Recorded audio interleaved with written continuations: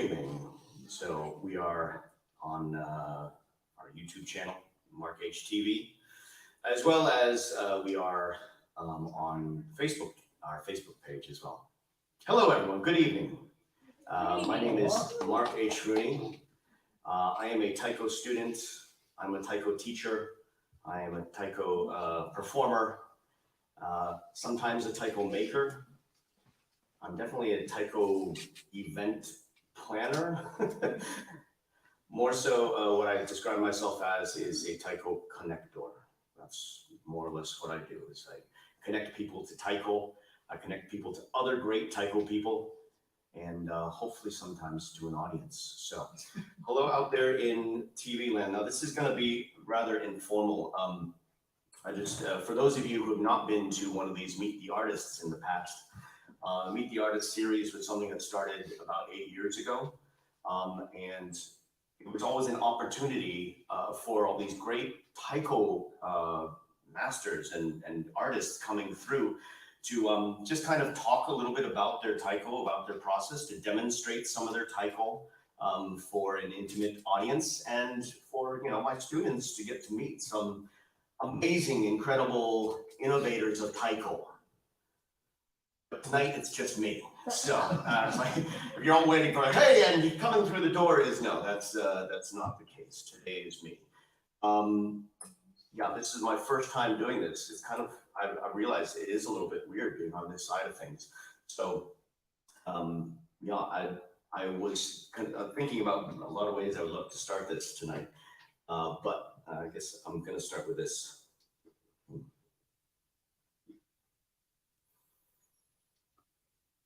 You see the lines across my face.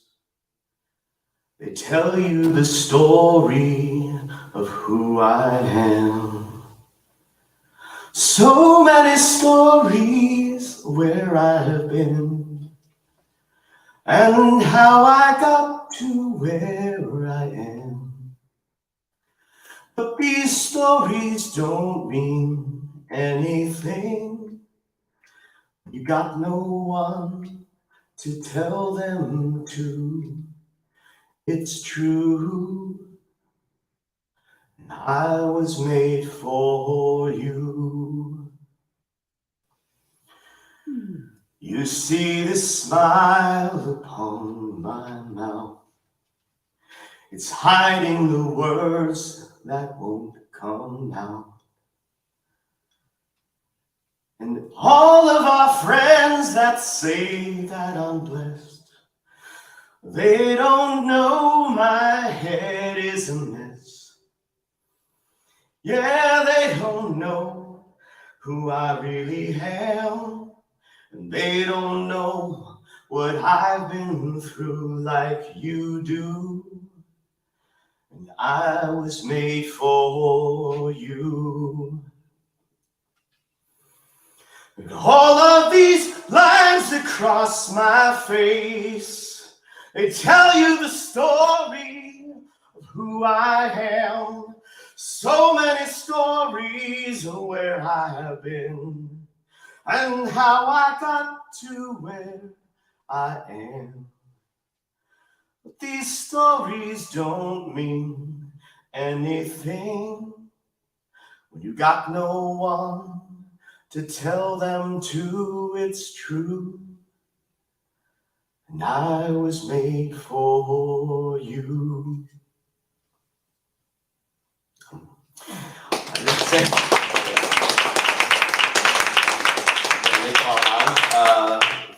Thank Brandon Carlisle for that song. Yeah, definitely not original, but it's been something that's been kind of sticking with me very recently. This idea of the stories. I've been playing Taiko now for 25 years, and that is exactly half my life, as I just celebrated 50 years last week. So thank you. That's not necessary. But yeah. And for anyone who is wondering as well, by the way, especially out there in TV land, if you're like, wait, is Mark going to play some drums today? Yeah, I absolutely am going to play some Taiko today, but Also, the idea of the Meet the Artist was a chance to hear the stories of these various artists that we bring through, and also to ask questions. I would love to hear what spikes your curiosity, okay? So I have sort of two ideas of things that I wanted to talk about. Is number one is my lineage taiko-wise in terms of influences in other taiko players. Not necessarily the, I've studied this long in this place so much as these are the people and these are the moments of wisdom that I borrowed from each of them. But I also didn't want to talk about creative process. So I thought I would interweave those as we go, all right? Many of you have heard a song, as many of you played a song called Shin En. Shin En has become the sort of, I don't know, the anthem for Mark H Taiko. And it's a song that I've had the pleasure of sharing with a lot of taiko players around the country, around the world. So there's a lot of people who know this song at this point. And Shinnen is both the first and the fourth song that I ever wrote.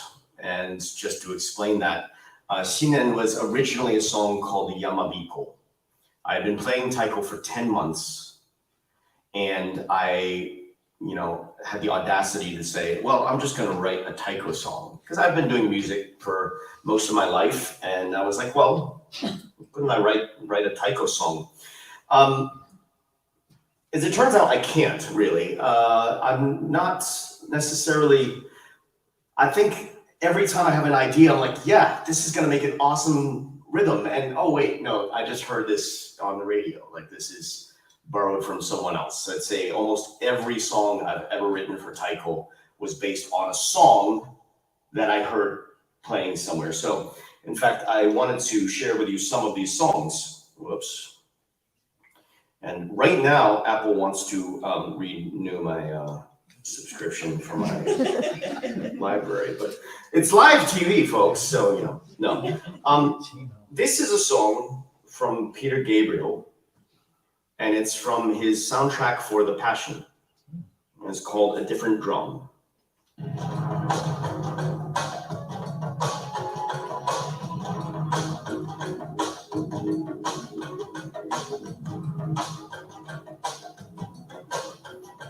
Kind of a simple beat that goes throughout this, right?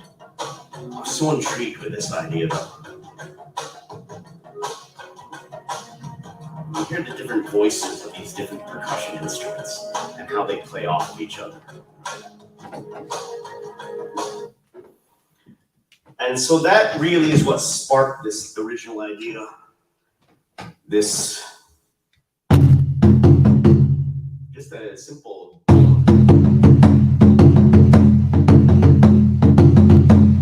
right. Now, those of you who play Shinnen would realize that in Shinnen, I flipped those.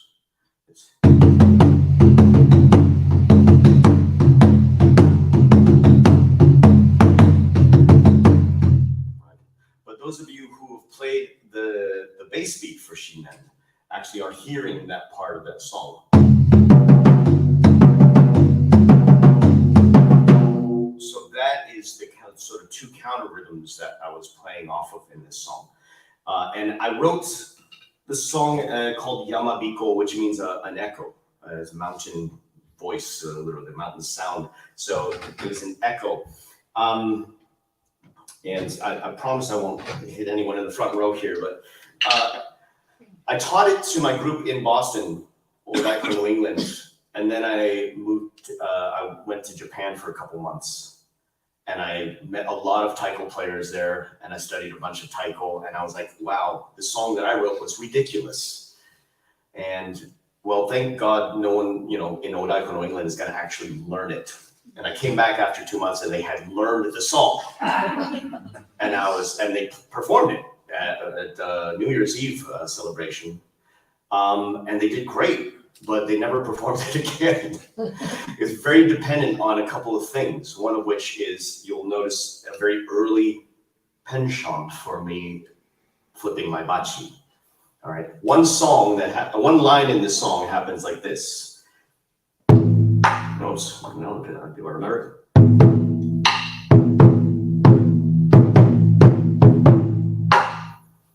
Some of you might recognize that, right? Line C, exactly, right? And that's how it was originally played, on a naname stand facing it. But I didn't include a couple things. It's actually like this.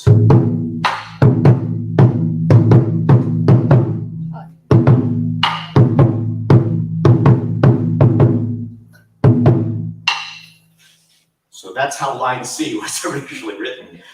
And Odako New England stopped playing that song because they just kept dropping the machi as they were playing. So that's fair. That's fair. And as I said, it was a pretty ridiculous song to begin with. So years later, I was living in Japan. I moved to Wakayama in 2000 in order to study Taiko more in its context, cultural context. I wanted to get some sense of it in Japan, and not necessarily the modern kumidaiko, but actually the festival drumming that's been going on for decades, for hundreds of years in small places. So I wanted to find this local regional kind of taiko going on. So while I was there, I did of course get to see a lot of that, and at the same time I joined the local group in my village, and they would meet for like supposedly an hour. That was more like 40 minutes. And what they would do is they'd get together, they'd take out the drums, they'd play their song, the one song they knew. They'd play it, they'd smoke for about 10, 15 minutes and talk, and then they'd play the song again, and then they'd all go home. So I needed a little more taiko. I ended up joining, that was a group called Ryujin Daiko, and I lived in a place called Ryujin Mura. Ryujin Mura is very fancy. It's the village of the dragon god. So Ryujin Daiko is the taiko of the dragon god, right? But I wanted to join another group, so I joined the next town over, another group. I was flirting with the idea of joining a group in Gobo, which is about an hour away as well. There's some more expats, and in fact, a couple who had gone on to become professional taiko players. There's a man named Mark Alcock, actually. In England, he started Taiko Meantime, and he had also studied in Gobo before I had lived in Wakayama. Anyway, and then eventually I did find my teacher, Ryoshi Mamoto, and so I joined his group, Shikuchi Daiko. So at the end of 3 years in Japan, I had joined 5 different groups at different times, was actively playing with 4 of them at one time. So before I left, I decided to do a mass concert that featured all of these taiko groups together. And I wanted to have one song that we could all play together. So I created a song specifically for that by basically taking everything from Yamabiko that I had written almost 5 years earlier and making it into Shinen. So all of those things played on that, line C became, which was exactly the same rhythm, just played in a different way and without all the bachi flips, because I thought that was a little bit mean of me. So anyway, that's the story of Shinen. It was performed for the first time by over 40 taiko drummers, and it was the finale song for this concert. I played the intro by myself in front of the curtain on the Katsugi Okedo. And then at the end of the intro, when you get this big whoosh of sound, the curtain rose and there were 40 people behind me playing that G. That was like chills kind of moment for me.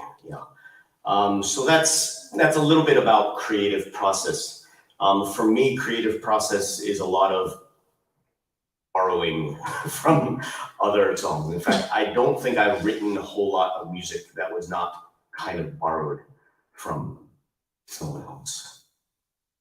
With that, I want to also encourage people, if you have any questions throughout, that makes it very easy for me to react to what it is that you're curious about, certainly. So if you have any questions, and if you have any questions at home, go right ahead and, of course, put them into the comments, and Heather and Terry will relay those on up to the front here.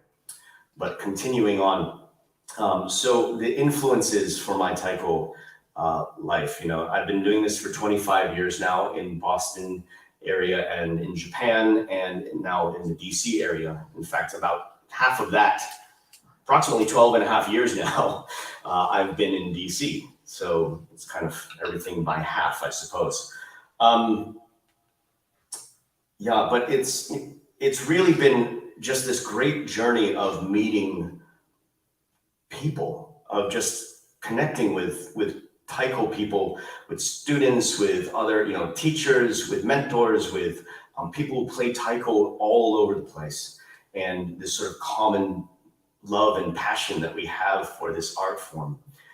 So it would be impossible for me to mention every single person that has absolutely changed my life, either in a small way or in a very big way as far as that trajectory. But I would like to mention a few because they're very important. The first two actually would be the first two people I met in Old Taiko, New England. The very first Taiko drummer I ever met is a woman named Karen Young. Karen Young is, those of you who play Taiko, many of you know Karen Young. And she's still in the Boston area, still doing Taiko and doing some amazing work with Taiko. And if you've ever met Karen, Karen's enthusiasm for Taiko is what sells you on Taiko. Like she had me excited to play Taiko long before I even picked up a bachi. She was just like, "Oh, you got to come to this workshop, and we're going to do this thing, and it's going to be great, and we're going to keep drumming," and and you get very riled up into that, caught up in that. But the founder and the director of Old Taiko, New England, which was the group that Karen was a member of at the time, is a woman named Elaine Fong. Elaine Fong had come out of training in Sodaiko, in fact, in New York, and then made her way to Boston and started Old Taiko, New England, along with some other like-minded people who wanted to start a Taiko group there. And Elaine, I cannot overstate the amount of support that Elaine gave to me in those first few years. It was like, I don't know, it was like she was sort of presenting me into the future of Taiko. She was like, "You're going to be the future of this group." And so she would give me all kinds of opportunities to work with Taiko players from all over. She introduced me to Marco Reinhardt, who we'll talk about in a moment as well, and got me starting my first professional Taiko playing. And then she sponsored me to go to cross country to study with different people, to have the first summer Taiko Institute as a very pivotal experience for me. And all of that was Elaine really just kind of supporting me and sort of pushing me along. And so anyway, those first two, do we have a? We do. We have a couple of questions. Our good friend Lee wants to know, how did your wonderful pedagogy come to be, and who taught you how to teach? The teaching thing. Well, that is a great question, which is, I think, going to lead into a whole a whole rabbit hole in one direction or the other. So, Lee, thank you first of all for tuning in. Lee, just absolutely one so fantastic student, and I will definitely answer that. I first want to get into what it means. There's kind of different areas that we get into with Taiko. And I have these discussions all the time with people, and I wanted to get a sense of what people would be curious about for Taiko. And there are some great questions that came up with this. One of which I get asked a lot: do you prefer teaching Taiko or performing Taiko? And the absolute, honest answer right off is teaching. I love teaching Taiko. That was always my goal. I started Taiko at an age which for professional Taiko drummers might seem old. I started Taiko when I was 25, right? That means that I was already kind of past those prime years of training. And then I found myself thinking, that's okay. I'll perform what I can, because I've been a performer my whole life in many different aspects, theater and singing and a cappella and all these things. So, but really what I was interested in was sharing Taiko with other people. And this, I did a workshop as recently as yesterday where I just, that first moment, some of you had this moment very recently, right? That first moment when you first hit the drum and you're just like, like that little giggle of just like, yes, that's what it feels like. I love being there for that moment for people, right? I think that Taiko is a great way to connect to people. It's a great way for us to connect to ourselves. I think that there's so much benefit to gain from Taiko. All arts really. There's something that we desperately need in this world right now is more beauty, more connection, more feeling like there's something that brings us together. And so I think that teaching Taiko has really been my mission. I will mention though that this year I've also tried to put a little more time into the creative aspect. So the pandemic really made us all reevaluate how we spend our time. And I just decided, some of this was decided for me by necessity. When I couldn't teach, I at least had a little more time to be creative and to try to, I was writing more music actually during the pandemic than I have in the last 10 years. So, suddenly getting back into that was definitely good. And in fact, I'm going to take this moment to plug the idea that coming up, in fact, in 2 months from now, July 15th and 16th, I will be putting on this kind of an anniversary concert. This one will feature largely the collaborations that have really impacted me, especially since moving to Washington, D.C. So it's a collaboration with a dance troupe called Uprooted Dance. It's a collaboration with a band called Iliami. If you're familiar with Iliami, you're definitely familiar with this space because Rob from Iliami does his open mics here. There's also a collaboration, of course, with my own ensemble, which has been around for just 4 years now, although I've been playing with some of them for a very, very long time. The Mark H Taiko connection. It certainly, though, features a collaboration, which is the longest running collaboration for me, and hopefully to continue as forever and ever, really, in that sense.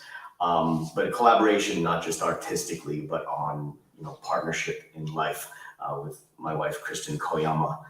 So that collaboration has definitely, we met playing Taiko, and we decided to make a life together with each other outside of Taiko as well. So, so our most important. Yeah, no, you can definitely applaud for that. All right, let me get back to this sense that I want to play a little something though for you. It's like, in a sense, a teaser. I get asked at school shows often what's my favorite drum to play, and I have to admit it's this one right here. This is the Katsugi Okedo. This is one that I made custom for myself. So it is exactly the right length and everything, but I had to replace the heads recently, which is a little bit sad, but luckily Katsuji Asano from Asano US sent over some heads rapidly, so I get to play these things. So a little bit of a teaser on this right here. I wanted to talk about another one of these compositions that I did. My first composition entirely for this was a song called Take 15. And Take 15, which is of course the play on the Dave Brubeck idea, Take 5, which is a song that's in a 5-count cycle. 15 is a 15-count cycle. And I always joke around that that's because Taiko players need more than 5 minutes to recover. So we always take 15 rather than 5. But mostly this was just a rhythm that came to me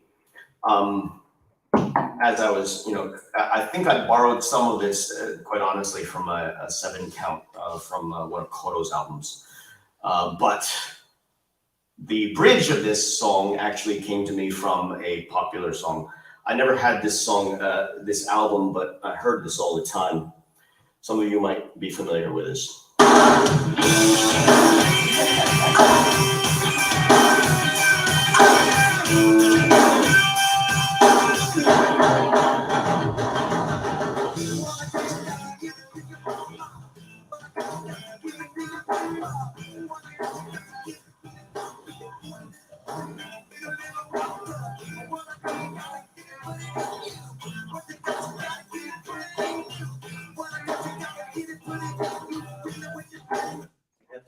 The Red Hot Chili Peppers singing, "What I got, you got to get and put it in you."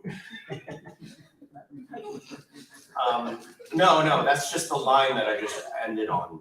And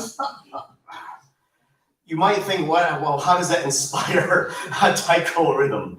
All right. So for me, I'm not listening to the meaning of that because it's a little bit rude. And as I was thinking about this performance today, I wasn't thinking, oh, I should start singing that line because it's, I feel a little bit embarrassed to sing, but nonetheless, not to sing. I'm not embarrassed at all to sing. I feel embarrassed to sing those lyrics, but I was never thinking about these lyrics and listening to them and their meaning and what does it mean. It's not some sort of modern poetry. What I've got, you got to get and put it in you. That's to me is like, all right, I don't really want to think of it that way. All right, so I want you to say this to yourself, this idea, what I got, you got to get and put it in you. Right. Now, if you take away the meaning of those syllables, like what does it actually sound like? What I got, you got to put it in you. What I got, you got to get it in you. What I got, you got to get it in you.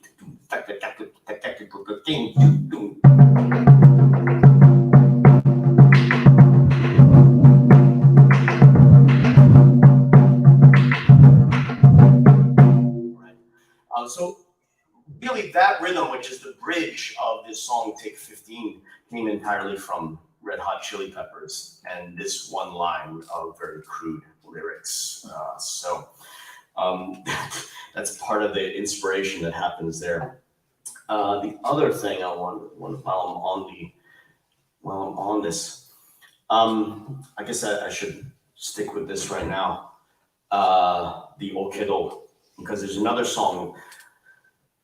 The other source of borrowing for songs is I borrow from myself all the time, which I don't know if you can borrow from yourself. I rehash, for example, Shinnen was the 4th song that I wrote, but it was based on the 1st song that I wrote.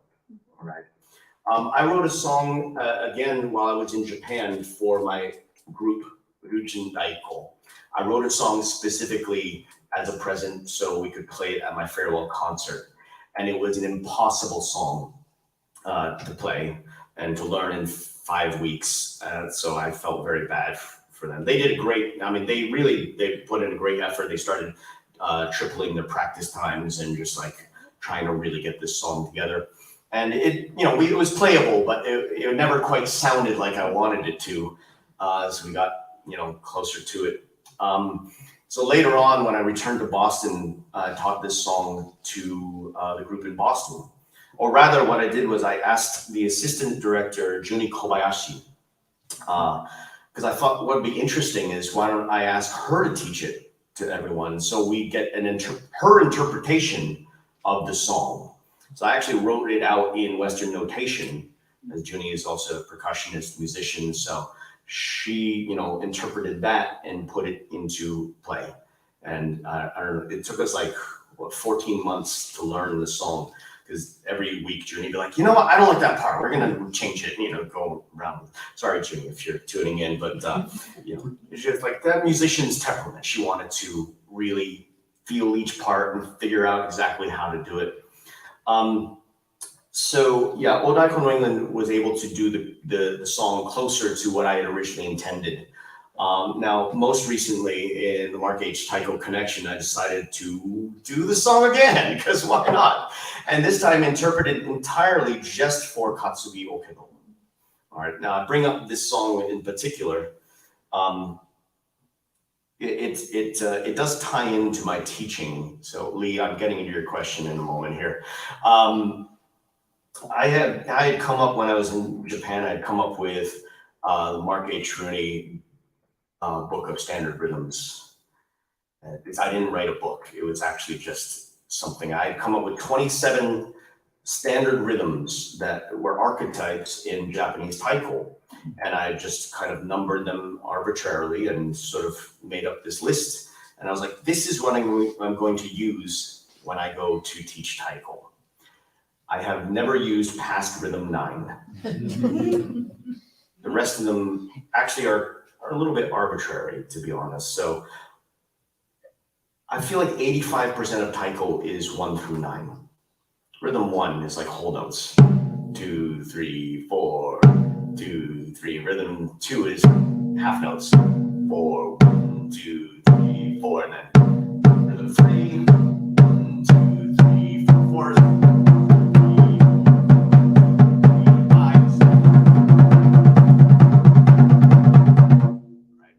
Six, 7, 8. Right? All right, so these were all the 1 through 9. And I wrote Hamon, that's right, the name of the song I should mention is Hamon. And it's not Spanish for ham. It's Hamon is a Japanese word meaning ripples. I will also mention that I did not name it this. In fact, I don't name my own. I'm terrible at naming songs. I don't come up with titles, and eventually someone else does. My teacher and great friend Ryoshi Mamoto in Japan came up with the titles for at least half of the songs that I've written, including Hamon, right? But he saw it as like, this is me sort of, I'm that boulder, that clunky boulder thrown into the pond, and all these ripples emanate out through all these taiko groups that I was working with in Japan, right? So I thought it was a nice meaning. Anyway, this Hamon, the main theme is this.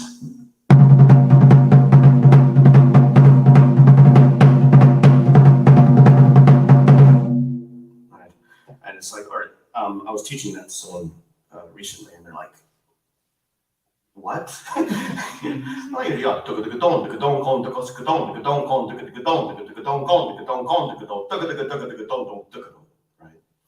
Whereas when you slow that down,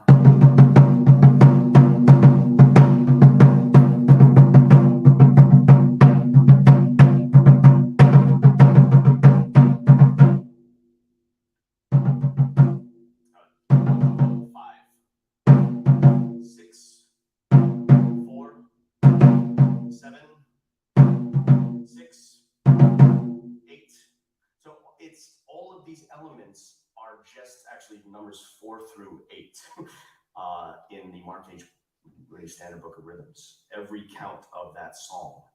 So if you know the number system, it's pretty easy to learn. This song included so many things that I borrowed from other places. So let me include one. Oh, actually, let me play it first.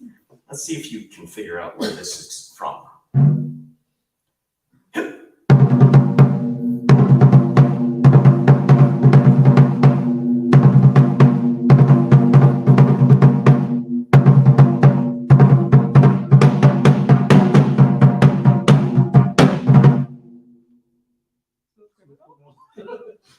Eddie, are you okay? Eddie, are you okay? Are you okay, Eddie? Yep.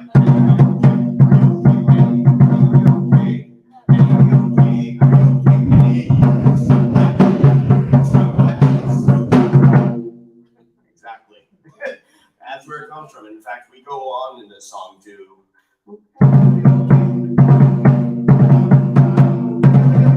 And I don't know the lyrics, but again, like the rhythm of how people sing always intrigues me, and that's where I get all of these rhythms from. Not from the beat. It's like someone's like, oh, can you play Smooth Criminal?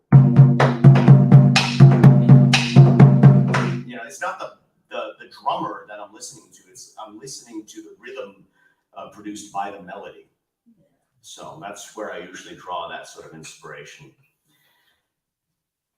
Anywho, I don't even need to play the song actually, because you got that one right off the bat. I think we can do a Taiko name that tune. Sort of, you know, we can get that in 6 measures, right? You need to play that while you're leaning at about. Right. It almost worked. What if I cheat? Right. Okay, so let me get back to Lee's question here though about teaching. When I was living in Japan for 3 years, my entire thought was that I'm going to formulate a methodology for teaching. That's really all I wanted to do. And when I get back to the United States, like, you know, I had this whole thing figured out. It's like, what is going to cost to rent the space, and how many students I need to have a week, and how can I get this whole sort of system going? And I actually wrote down a lot of this into notebooks. I had I had my rhythms 1 through 27 and everything, and like just the structure I had already started into my 11 steps for good Taiko. All of these things were, sort of born in that time. But so much of my idea for teaching was based on my experience there in Japan. So when I got back to the United States, I kind of had to throw it all out the window. Not the base ideas, but a lot of the individual sort of methodologies. Because what I had actually done was developed a way of teaching Taiko to Japanese people in Japan. And it's a very different way of learning, a very different way of teaching. Right? So suddenly I'm faced with teaching Americans Taiko, right? And teaching kind of a hybrid between American Taiko, which really is sort of born within the Japanese American communities on the West Coast, and also Japanese Taiko, but all of it modern Kumi Taiko. Right. I really didn't, and I don't still teach a lot of traditional sort of festival music, matsuri music. It's kind of not really my forte. So what I do is contemporary American Taiko. That has really become what has been the hallmark of what I do. So I think that the basis of the philosophy for teaching for me was to create the right space, to create the right environment, to create the right culture that encourages people to then, feel safe and look inwards and then just try things, right? That to me was the most important point. So I get asked a lot about teaching, and I get asked, what's your curriculum, and what do you, how do you go about setting that up? And, for me, that it's slightly less important. It's not that it's not important, but it's slightly less important than how do you manage a group dynamic within a room? How do you lead them energetically in the direction that you want to go? How do you pace that out so that you can, get them to that point at the right time and all together? Yeah. Exactly, right? So that idea has always been the root, the fundamental of what I had put together. And then the rest was just trial and error. I hopefully, a lot of people would take this approach. And I will never claim to be the best teacher. I would never claim to be the only teacher. Like, I don't have my way is not the only way. And my way is certainly not the best way, but it is consistent and it works for a lot of people. So that to me, is a success. I always say, in a perfect world, there are so many teachers around and we all get to pick the one that best suits us. But for me, I might not be your best. So, and unfortunately, if you're in this area, you're going to end up with me. You don't have a lot of options. So we do have some more questions, but we also have a request to hear you play some more Taiko. Right. Okay. So here's the deal. If you play some more Taiko, then you get another question. Gotcha. All right. I'm going to have to play for my questions and play for my food here. Okay. Well, let me get into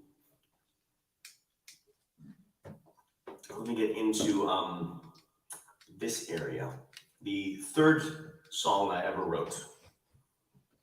So after being in Old Taiko, New England for a little bit, I started to become slightly aware of a greater Taiko community, but not enough really. Like I started out and it's still isolating because there weren't a lot of groups close to Boston, right? So you don't get to see other Taiko players. But luckily, a lot of people would come through.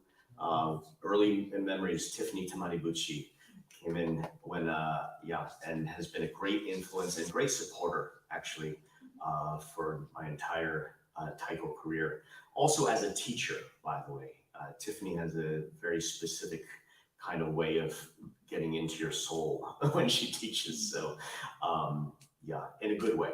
Not like, I've got your soul, man. No, she's a lot more gentle about it. Marco Lindhart, as I mentioned earlier, he gave me my first professional gig because he needed a body on the stage. He needed someone who could keep a beat. He asked Elaine, is there anyone even in your classes, like a student? I'd been playing Taiko at that point for 4 months. I was absolutely frightened, and at that time, Marco he's an incredibly talented Taiko player, shakuhachi player, fue player, and he'll do all three of those like without, he goes from song to song and plays in between all the songs too. He's like 6'3" Swiss guy. It's a little intimidating, and it's very deadpan. Although you get to know him, he's very warm, but he's very deadpan, and so he was very intimidating. And I remember just playing, and I was terrible. Like I was just trying to keep up and keep a beat, and that's when I learned the first time that it's like Marco will just look at you in the middle of playing, he'll look back and and just look at you, and you're like, okay, which always encouraged me to mess up more.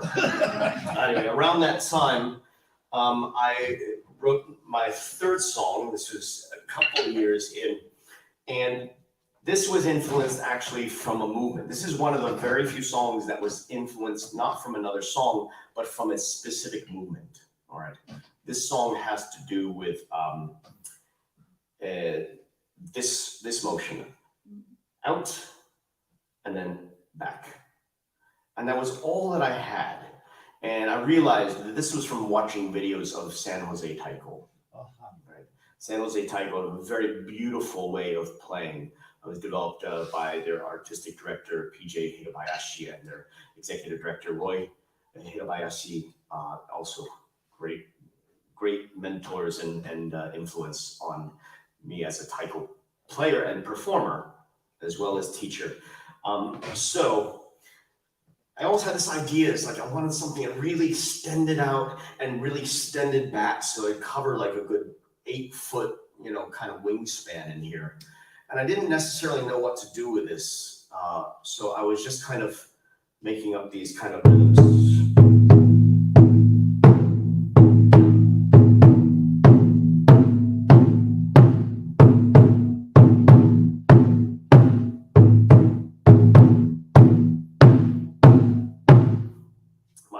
Around this time that I started doing this thing, which is now like half the songs that I've written. That's in Shinden and Sengyu, and I don't know, just something that I like doing. So, and this was kind of boring, but when I first went to Japan, and I was playing Taiko actually at my grandmother's dance recital, I played this rhythm, and I would play some variation of it.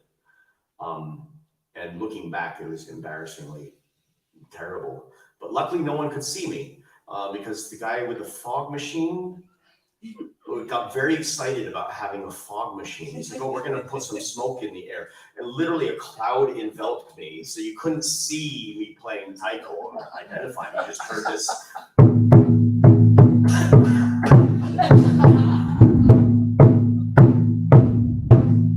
For those of you who have seen Sengyu before, are like, yeah, that sounds kind of flat and not fun. Later on in Boston, when I returned home, I was walking down the sidewalk and I'm always pounding on my chest and thinking about rhythms, and I was thinking about that one, do gong, do gong, do gong, do gong, do gong. And I think I was starting to stumble a little bit because I was like, I couldn't get my feet to match up. But it started to give a lilt to this do gong, do gong, do gong, do gong, do gong. And I'm like, this is a swing song. When I found the swing, I was like, that's what this song needs. And that's where these rhythms were born.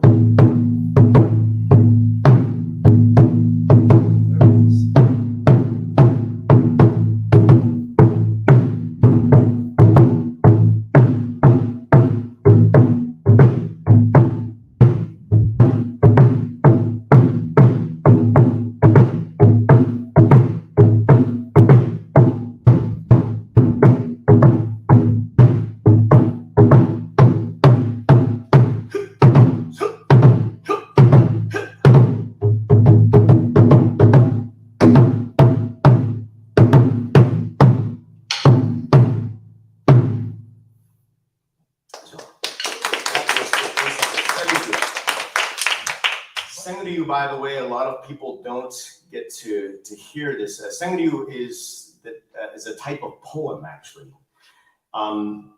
Originally, I was called this song haiku because the rhythms are 5s and 7s and 5s. But at the time in Odaiko, New England, every song started with an H. We were playing Hachijo, a song named Haru, Hiryu-san Nangayashi, like there were just too many H's. And so someone had suggested saying, again, this was not my idea. I think it was Chris Powell. I think Christopher Powell had suggested Sengriu because it's the same form of poetry, but it's meant to be more comical and deal with sort of modern life. So, but it has been since translated as so many things. I like because Sengriu can be the flow of a river. Sengriu can mean 1,000 dragons. You know, there's so much kind of power behind that song. So I also had started to develop more techniques of what I call like soft wrist and snapped wrist hits. So you get to start to understand the variations of how to hit the taiko, even in the very same type of hit. So, all right, let's see. I feel like I should be playing more though, because every time I had someone else doing Meet the Artist, I'm like, Kaoru, you need to play more and talk less. And like, look what I'm doing right now. So, you know, Mr. Kenny Endo also said the same thing. I said, Kenny, when you get out here, can you play a little bit more? And because he knew that the previous one was Kaoru, and he was like, why did Kaoru talk too much? And he was like, no, but you know, people like seeing them played. So the third, no, the second taiko song I ever wrote was inspired very directly by a song called Kashmir. Kashmir, yeah, the Led Zeppelin of Led Zeppelin fame, right? Now, yeah, it's a very you know, iconic kind of rhythm, right? This.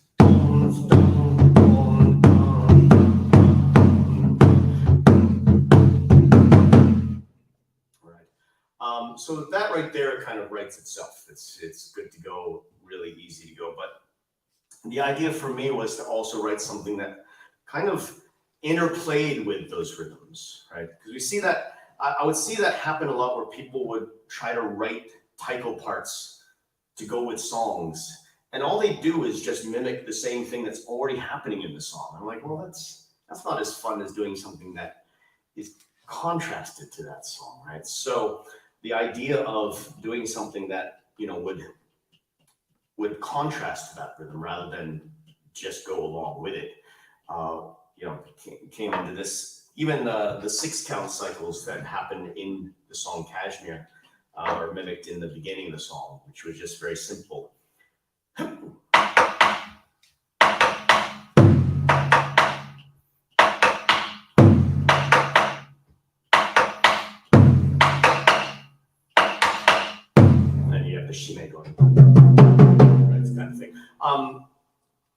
And that right there is like a da-da-da, da-da-da, da-da-da, da-da-da, da-da-da, da-da-da, da-da-da, da-da-da, da-da-da, da-da-da, da-da-da, so they're very direct to that, and that would be in the intro. And then you hear these da, da, da, da, and there's a lot of call and response. So you'd end up with people playing these different shapes here. I mean, to the tail end of this song once it gets exciting. It starts out nice and like rock and roll, nice sort of slow kind of thing. But the song I like to speed it up. And at that point, there was one line that I borrowed from a Taiko teacher and good friend in Tokyo, a woman named Moko Igarashi. Moko, if you're out there, thank you so much for this one. The one line was this.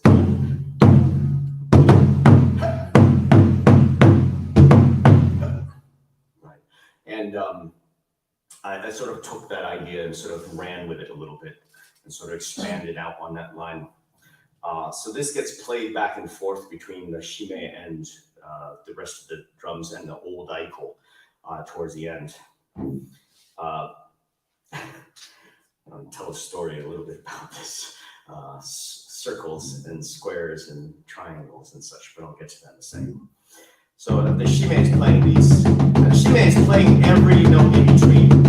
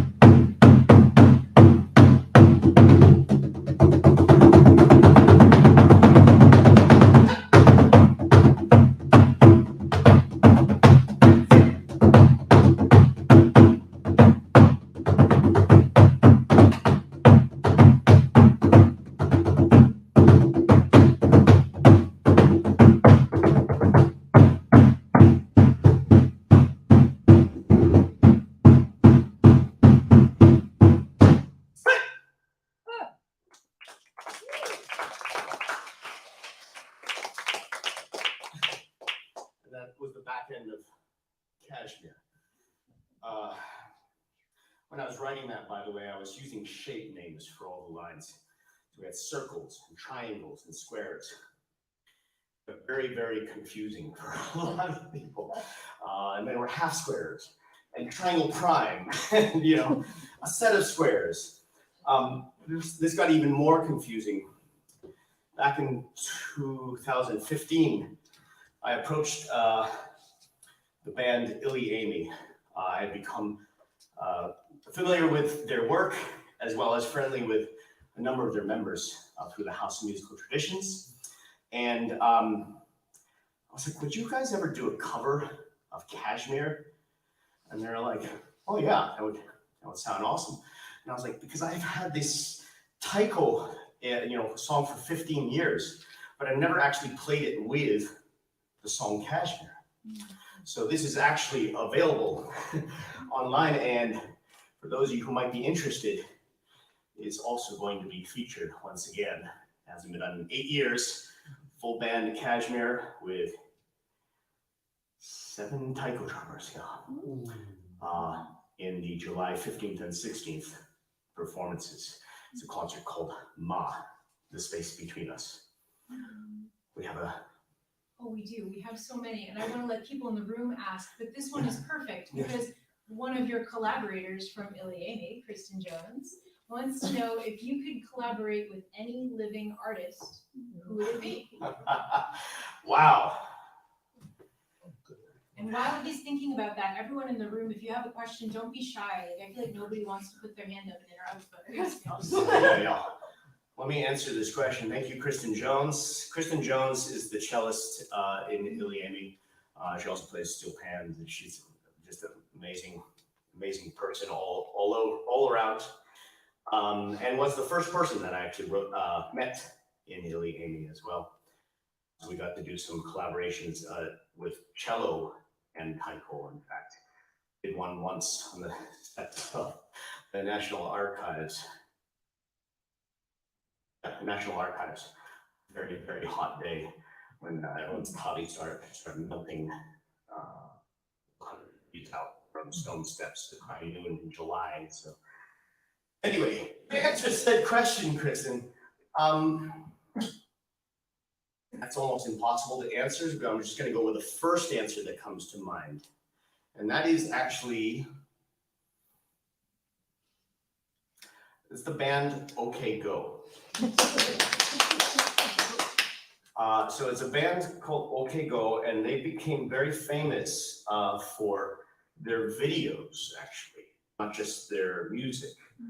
Now, I did come to really appreciate their music as well, but their video representation of their music is so astounding to me. Now, yeah, the first one they did that really made it, became very popular was the famous treadmill video. They had 8 treadmills, and they did this very carefully choreographed dance that was all one take, and throughout these 8 treadmills. So, but they do such interesting things visually. To me, that's an area when I think about the visual of taiko, and I think this is probably a good segue to go into actually this idea of the visual of taiko. See, I always was attracted to the visual element of taiko. I've never played a percussion instrument before taiko.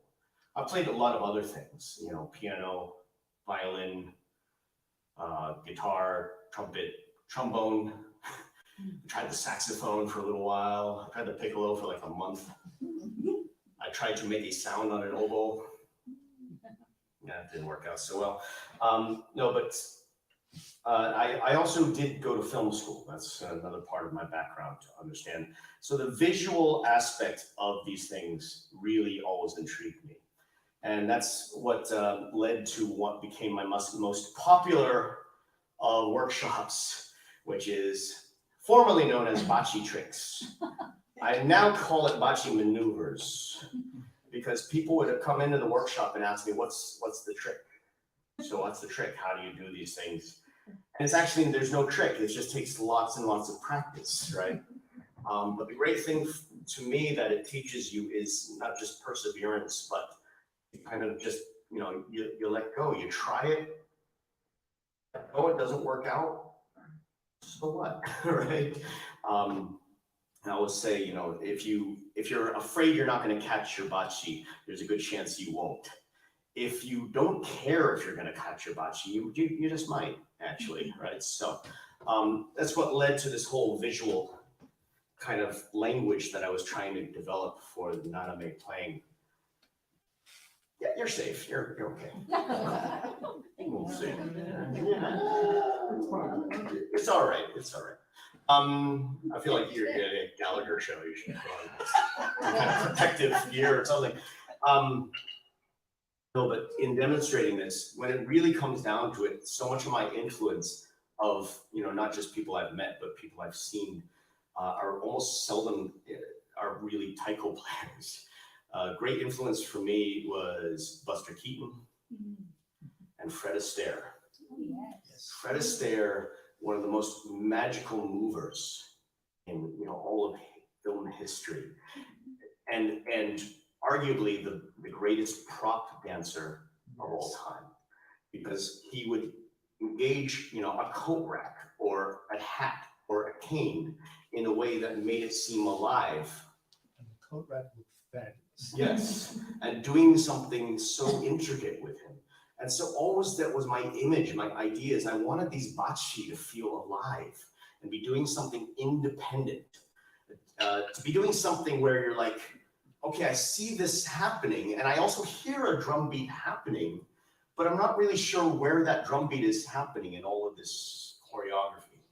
Now, I won't say that I've attained that level of what I've been looking to do, but I became such a fan of collecting all these bachi tricks. The classic ones that we have are, of course, throwing and catching. This, by the way, if you ever take the Bachi Maneuvers workshop, you understand, I always say, you have to be drumming while you're doing the maneuvers. Otherwise, it's just juggling next to a drum, right? So this idea, playing, catching, passing, backwards, on the far side, underneath, over.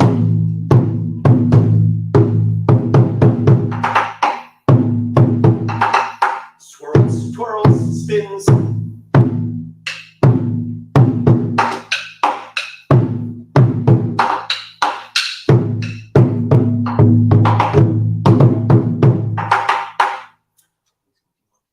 Hi. Oh, good evening.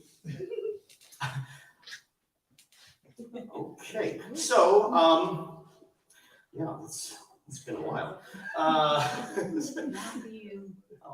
I will talk about that later on. But so this idea of creating these sort of maneuvers where the bachi can defy gravity sometimes, right? Sometimes raising up, sometimes stopping, sometimes dropping down, finding all these places within there, right? This one we call the dead drop.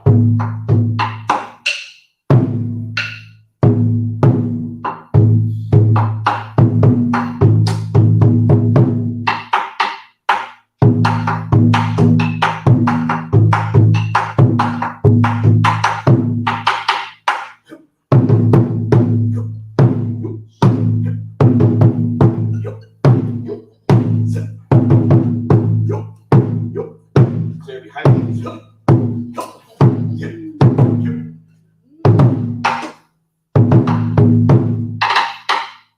So creating a visual language for me is always this lifelong sort of goal to make the bachi dance throughout the piece. All right. And with that, I'm going to take a break from playing for a moment until we figure out what's going on. We're good. Yes, we're good? We're good. The door out to the outside world was left open, and so a neighbor Gotcha. Yes. had the local authorities come and investigate. The door is now closed. Thank you very much. Yes. All right. But this would be a good time, maybe while the police are maybe still driving away, for someone local to ask a question that's maybe Yes. not as loud. I had, sorry, Joyce, you had one actually.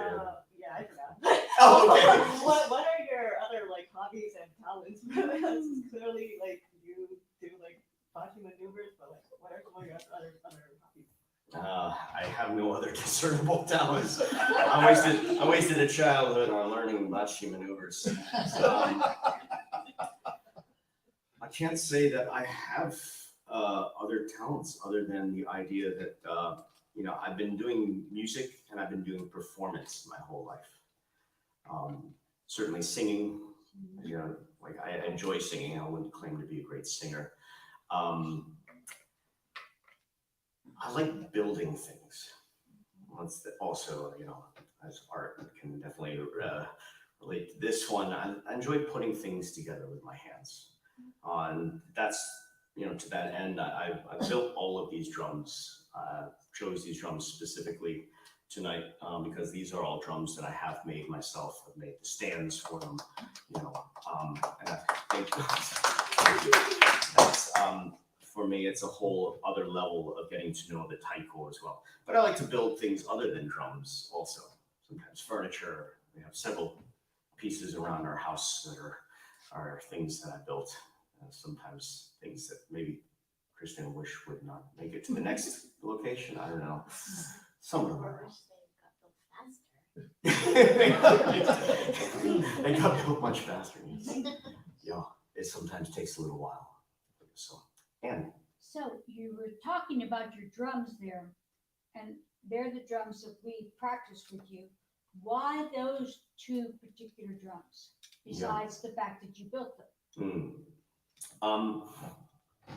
These particular drums, for two reasons. One is that these are kind of, for me, some of the best sounding of the drums that I made. I made a lot of drums that I don't think sound great. I'll be honest. There are some more of my drums that probably could use a better skill in building. But these drums, I like the sound of them. This one because of the full tone, which has a lot to do with the edge of the drum as well as the sculpting that's done on the inside. And this one because this was one of the better drum heads that I've actually stretched for a drum.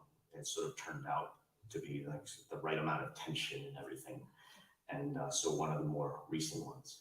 The second reason, though, is that I had a performance up in Baltimore today, and I cannot tell you the number of things that almost kept me from being here, including, you know, this all happens to people, like this is normal life, but the fact that I both got a flat tire and ran out of gas in the same 3-hour period, it was, yeah, someone was trying to not get me to do this. So these were the 2 drums that were also in my car.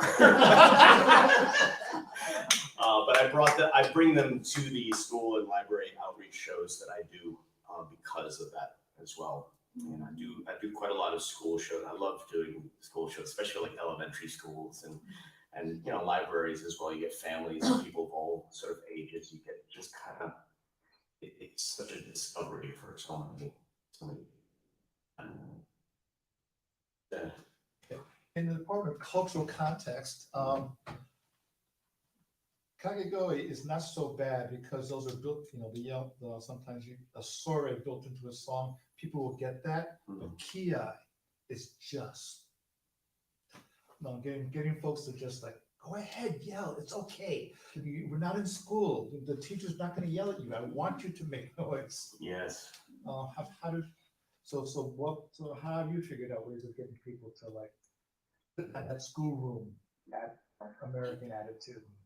Yeah, a lot of different ways, but you know, I will cite 3 kinds of examples of that.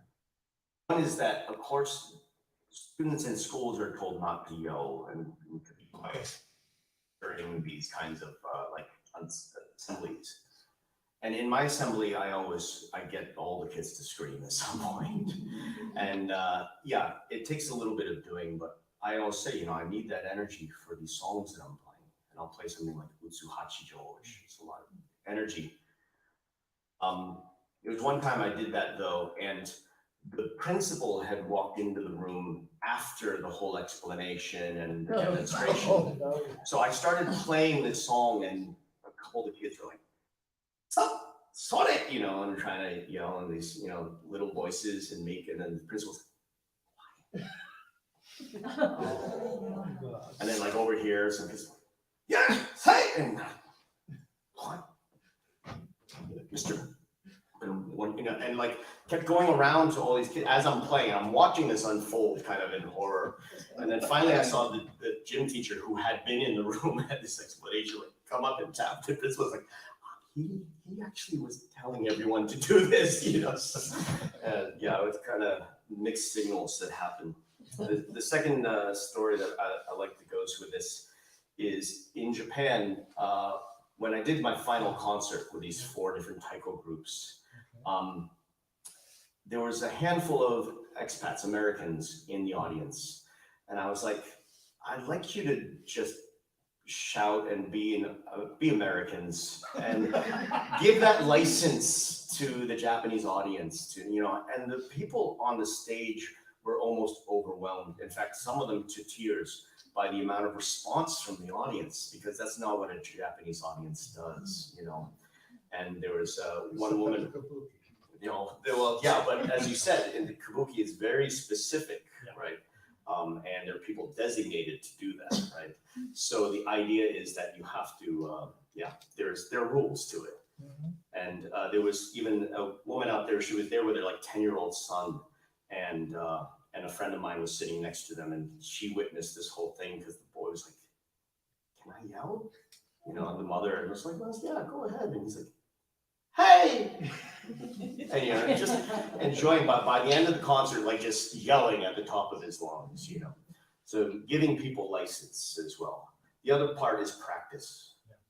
It's, you know, you're not used to like operating an instrument and then also screaming at the same time. So, you know, these kinds of exercises, try to train now. Actually, I was about to say, you don't have drums. drums. You can't try this. But the idea is that if you're playing this rhythm, can you also ki?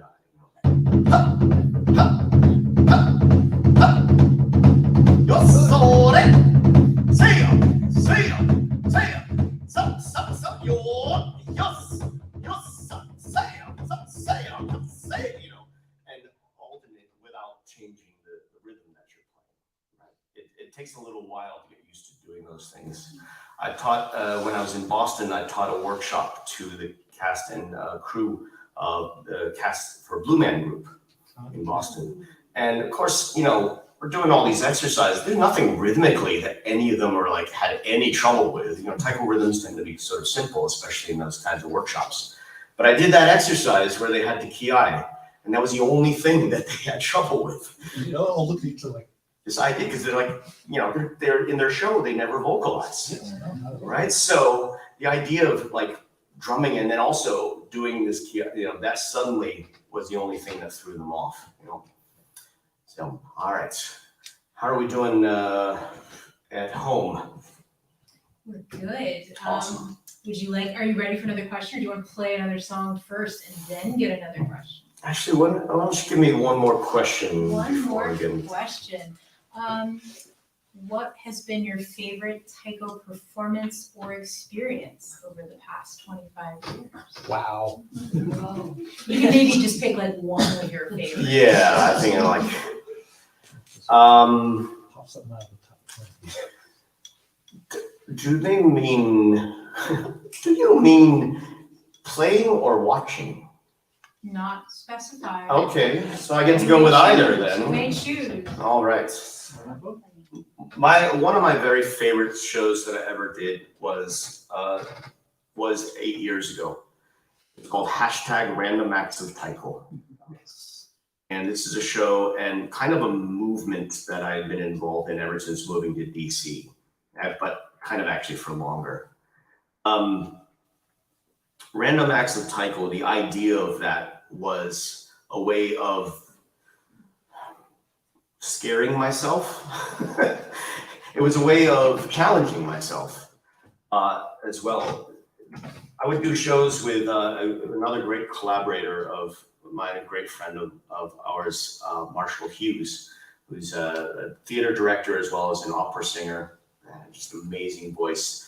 And he and I worked well together because we worked from the same place. We didn't like to be predictable, and we always liked to find ways to surprise an audience, but also surprise ourselves. So I would do shows with him, and there'd be kind of an order of different songs, and then somewhere in that order, say, Mark, Taiko. And so because he didn't have a song name for what I was going to do, and neither did I, there were often shows, and we did this even in Taiko, New England, where the program was just Mark gets on stage. And I would honestly have no plan for what I would do when I got on the stage.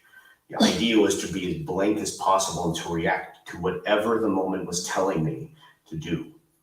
Right? And sometimes that was like, I'm gonna pick up, this instrument, I'm gonna play this drum. Sometimes it wasn't a drum. And sometimes I try to get the audience to do something. For me, I always loved audience, not just participation, but audience engagement. This idea, I always think of a performance from the viewpoint of the audience. I want to think that there's something that the audience is bringing to this experience as much as the people who are performing. For me, there are three ways that we connect, right? We connect to a taiko, we connect to our fellow players, but we also connect to an audience. And I think that that's a very important aspect of how I think about taiko. So this idea that anything could come into play in that moment, right? This sort of random acts of taiko. This happened at the most recent Connect concert. I was doing an improvised piece, and right before the piece, I was moving drums, and I lifted up a drum, and it slipped, and it fell back on the stand. And I picked it up, and I dropped it again, and I was like,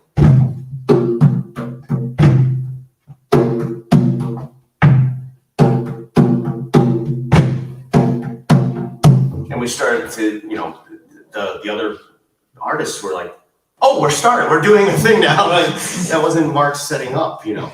And but yeah, the idea that I'd love to be able to react to anything that can happen, and that it only happens that once, right?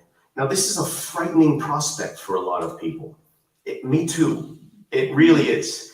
And you know, in a lot of discussions, sometimes this doesn't work out so well. Sometimes it's like, oh, this is going nowhere, and I don't know where to take it, and I need to do something else quick because this is now awkward, right? Just me on the stage dropping drums on stands, you know, and that's the risk that I take. That's the danger. That's the danger of being the world's most dangerous half Japanese, half Scottish solo improvisational Taiko artist. Let's do it. If you want a random act of Taiko, clap your hands. All right, thank you. I think we're more of that clapping, actually. Just on this side. And then any other sounds we can make with our hands. We'll try this one. Just rubbing your hands together.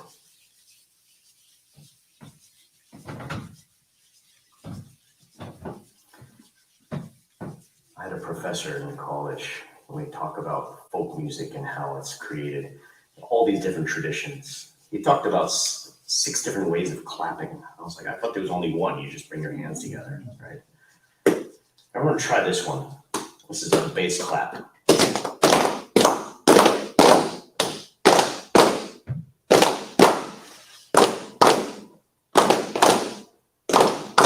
Good. You keep this going over here, right? On this side, you can use a sort of medium clap.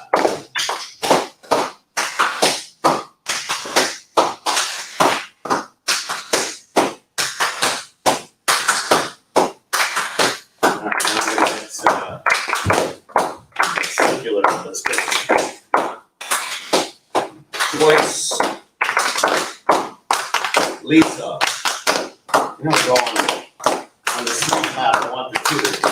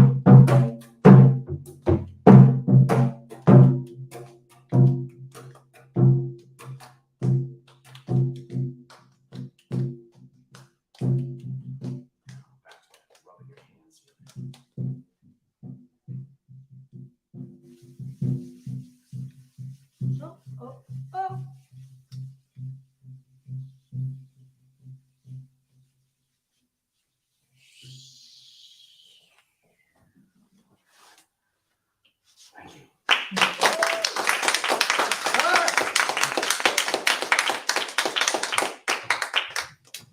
That was frightening. Did you feel the danger of that? No. No, was it? It was actually started into this first this idea, my friend Ryo Shimamoto, who is one of the best taiko players that I know, as well as just an amazing teacher. He has such a power and grace in the way that he plays. And I would tell him that often. And he said, your style is all over the place. I know what he means, right? But he was the first one to describe my style of playing taiko as watching a danger act. Like watching someone juggle chainsaws. Because what you're doing is you're sort of like, you see like I'm on the edge of control of what's going on. And then, it could go off the rails at any moment. Hopefully. Sometimes it does, actually, it has. But nonetheless, I did #random act taiko with Ryo once, and he's one of the few Japanese drummers who I know who would do this.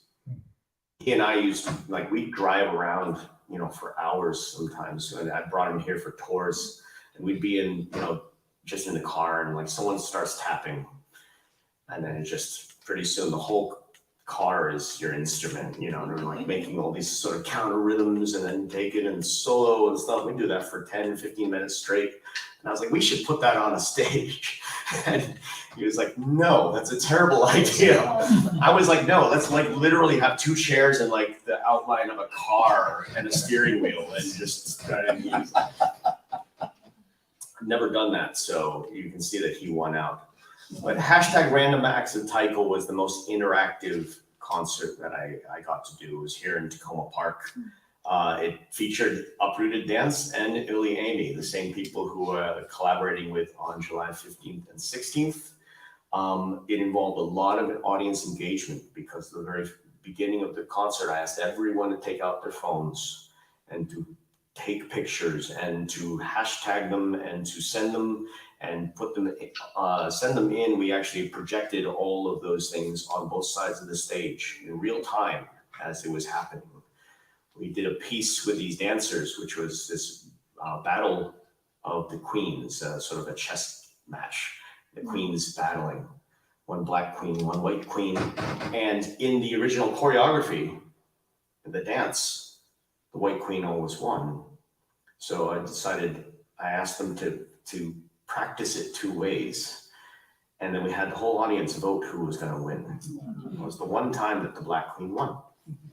So yeah, it was that kind of idea. Even the idea that this is what you chose to do. And by the way, I'm very, very, very grateful and appreciative that this is how you chose to spend your Saturday, because of all the taiko events you could have attended tonight, you chose this one to be here with us. So, but then, you get to make choices. I like audience choices. You chose where to sit, right? You choose whether to, sit close or further back. I mean, this room, everything's close, but nonetheless, you make these sort of choices to be in the danger zone or, to be somewhere a little safer. But nonetheless, all of these choices that you make as an audience, they fascinate me, they intrigue me. So this idea of telling these stories, and that started with that song, it really is. It's for the audience. It's for you. It's for this idea that I want to connect with an audience, and that's why we do these Meet the Artists. So with that, so any other questions coming through? Oh yes, please, in the back. I was curious, how much time do you have to yourself for your own self-practice and self-improvement as a teacher and possibly one of the few teachers in the area? Your own ability is kind of like a bit of a ceiling for all of your students. Yeah, I mean, I think that's a great point, really. How much time do I have to develop? I very strongly believe, teacher has to keep learning, in order to do any justice to their students or for their students. So I will go and I will take workshops for Taiko from other people.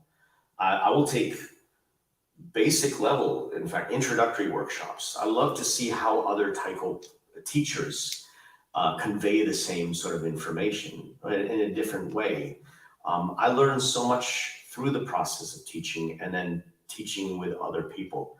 I learned a lot of my own Taiko. You know, I've learned a lot from playing Taiko, like with Kristen.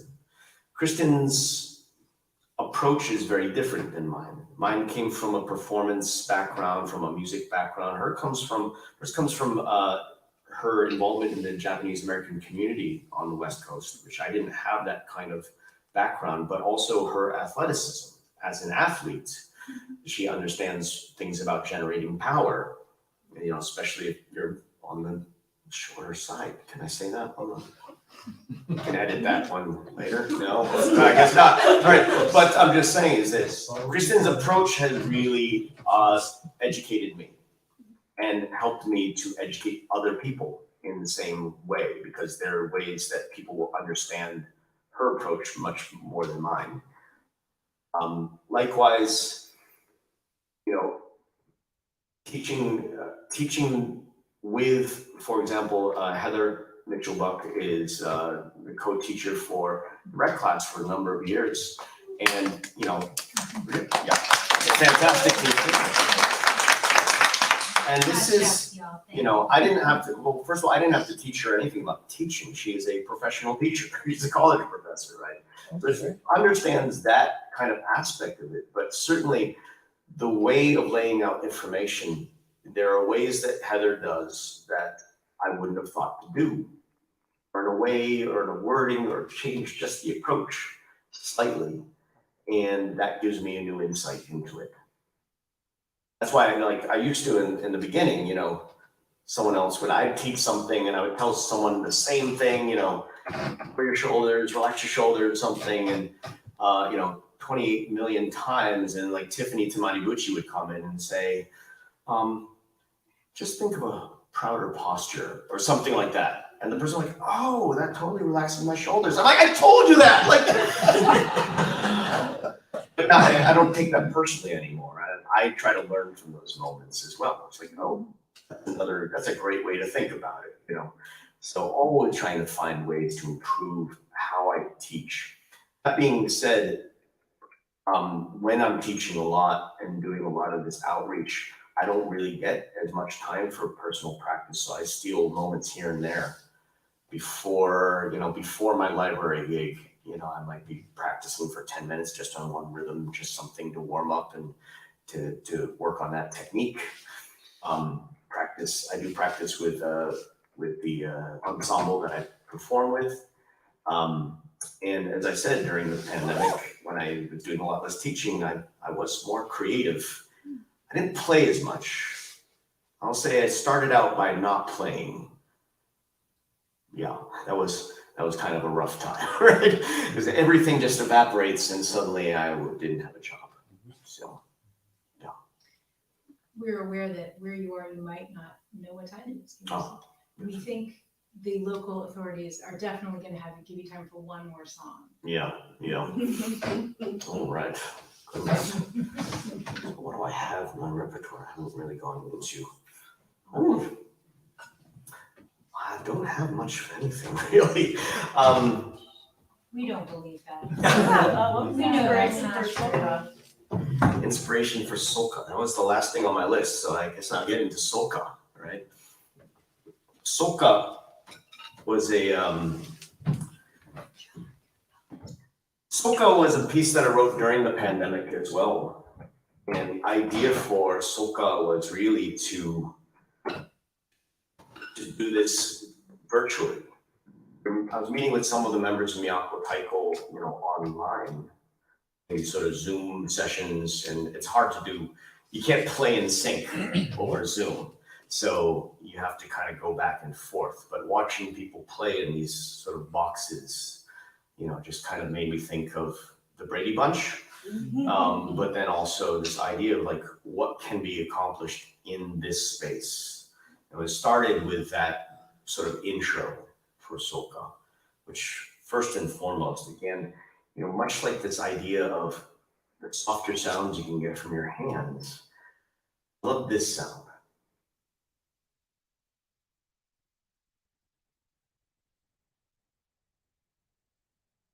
Right? It's a very subtle sound, right? But you hear the tone of the wood, actually, when you're hearing that. If I can multiply that by 20 people, you end up with this nice, almost like a forest glade, kind of like all these like light sounds going on. I loved that as an idea that we just couldn't stop to listen to. Certainly, when you're doing an outdoor performance, you can't really hear this part, right? So. The other thing is, much like there are all these different ways of clapping, there's a lot of ways of hitting your bachi together. Because my love for wood and the tone of wood,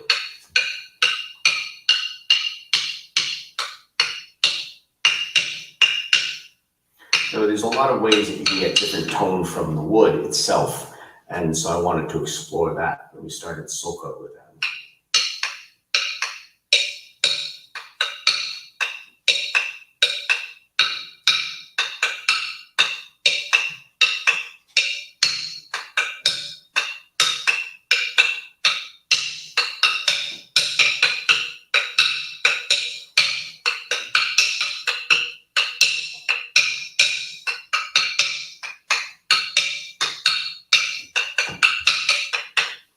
How do we frame this small space? Imagine a screen around.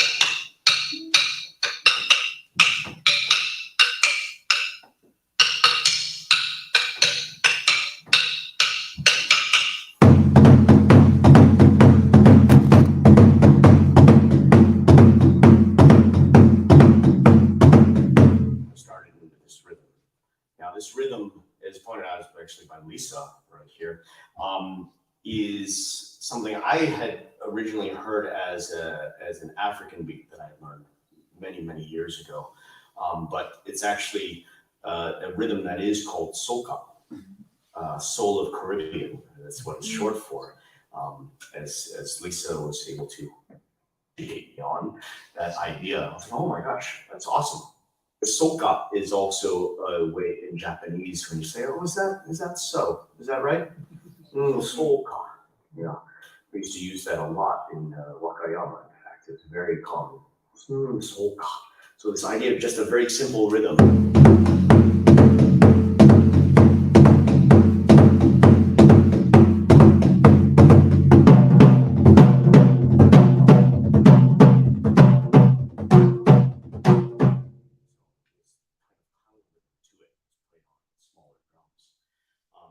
And that was overall the inspiration. But then I started to think about, when we can come back together and play this, I wanted a piece that had a lot of big, huge movements, all that choreography. When I work with dancers in these dance classes, they always talk about different things about elevation and about focus and where you're facing, where your face is pointed. They talk a lot about the different, you can change the quality of movement simply by changing the speed of it. And you can change between those speeds, right? So I had all these ideas of putting this together, differences of dynamics, physically as well as audially.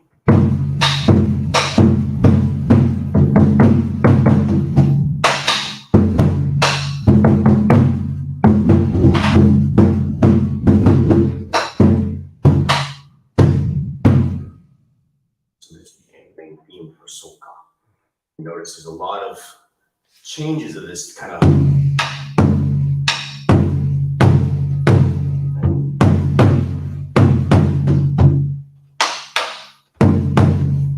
using the space around, floating, fast movements, focus. That's very like Bob Fosse tip of hat. Looking at direction, all of these things. It became very important to this song. And I got to teach it to Miyako Taiko, and they rock it now. I love hearing this song now. So that is the inspiration for Solka. We are approaching, I think, the end of our time, but what I would like to do is invite, were there any other last questions? I feel like there's so much that I didn't get to, unfortunately, but Yeah. We'll just have to do another one of these in the future. we'll have to do another one at some point. Another 8 years. Present to some other artists, but certainly if there are any other last questions. No one got into the in-depth soul-seeking questions, so thankfully. Oh, I said that, you're like, okay, I got one then. No, I've been chewing on it, but so while expertise is a never-ending process, and you touched on it a bit, and no expert gets there from doing it right 1,000 times. It's certainly from doing it wrong 1,000 times. What are some of the maybe bigger, harsh lessons that you might have learned throughout your journey, your process, that brought you closer to expertise or expertness? I first of all will never claim to be an expert. I'm a 25th year beginner of Taiko, and every year I will add a year to that. This gets into a very big conversation, certainly, that I've had recently, actually, with Kurt, this idea. Anyone who's taken my classes knows that I don't use the term sensei. I don't call myself Mark Sensei, and I ask people not to call me that. And it's kind of, there is definitely value to that as a title. As Kaoru Watanabe, actually, once we were talking about this, and he said he started using the term sensei in his school simply because for him it was a reminder to actually live up to that title, to take on the responsibility of being that. Like that's, I felt that. That's definitely a very important aspect of that. But I felt like there's an idea that for me, that I don't want people to show respect for me because of a title. I want to earn that respect every single time I'm in the room with them as a teacher. I want that respect to just emerge, because I earned it, because I deserve it, rather than because, well, this is what we're supposed to do, right?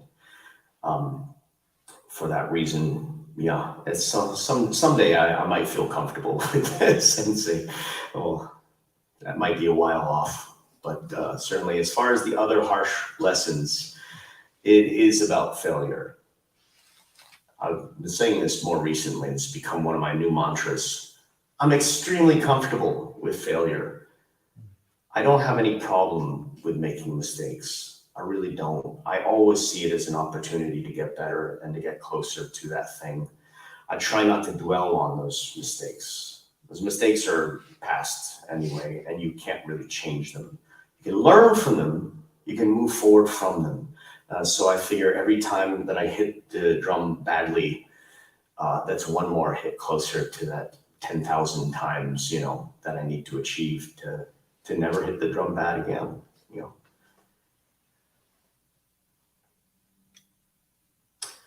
That might be actually a really good place to end. So, thank you very much.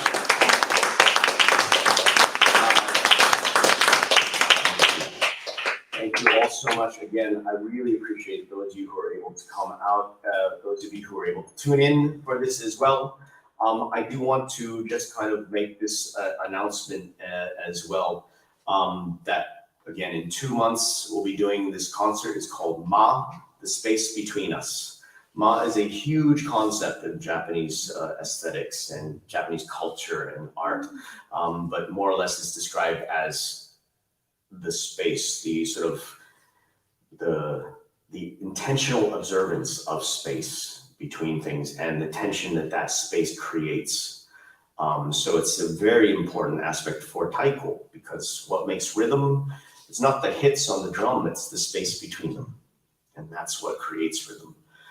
So that'll be at the Dance Exchange, which has also been a long time collaboration of mine. That building, physically that building, I cannot tell you, that's my second home because I spend so much time there. but I do love it.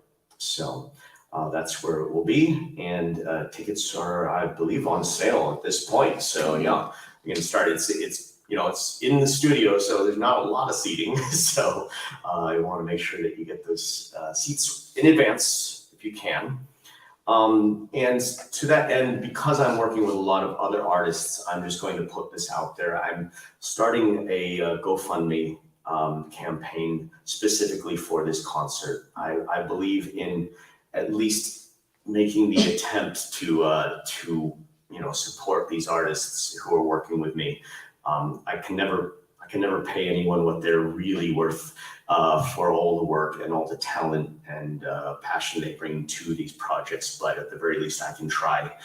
So I'm asking for people's support so that I can try to support these artists as well as the other people who do tremendous amount of works for Mark H Taiko, including, of course, I want to shout out to Heather and Terry, who are manning the live stream camera, set up the website, the social media. There's kind of an endless list. I'm not going to go through right now, but they are part of crucial members of the H team, as we call it, and I could not be here today without them. So thank you as well. All right. One word from the Yes. H team before Yes. you wrap up. Everyone here tonight, both in person and online, you are the very first people to know that these tickets from are available. We will be making a big public announcement about it early next week. So if you want to be among the first people to get your tickets, act soon. Yes. Yes. First dibs. You got first dibs. So those of you at home, first dibs. If you watch this recording like a week later, then sorry, you missed your first dibs. All right. So anyway, thank you all very much, everyone. Have a great evening.